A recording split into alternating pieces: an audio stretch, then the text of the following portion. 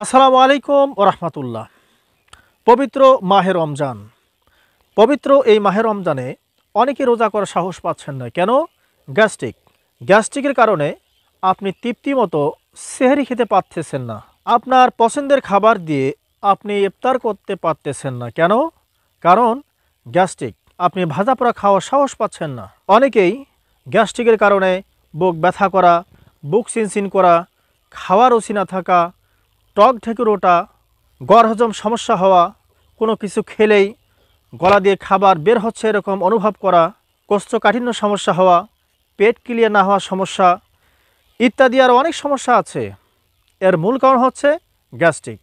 এজন্য আমি আপনাদেরকে পরামর্শ দেব, আপনারা কেমিক্যালযুক্ত মেডিসিন সেবন না করে 100% ন্যাচারাল প্রাকৃতিক ভেষজ, প্রাকৃতিক উপাদান দিয়ে তৈরি মেথিমিক্স পুরো পাউডার সেবন করুন। আমাদের এই মেথিমিক্স পুরো পাউডার অর্ডার করার জন্য আপনাকে একটি টাকা অগ্রিম পেমেন্ট করতে হবে না। আপনি আমাদের ওয়েবসাইট ভিজিট করুন, ওয়েবসাইট গিয়ে আপনি আপনার অর্ডার সম্পন্ন করুন। আলহামদুলিল্লাহ, ইতিমধ্যে আমাদের কাছ থেকে অনেকে নিয়েছেন, অনেকে নিচ্ছেন, তারা উপকার পাচ্ছেন।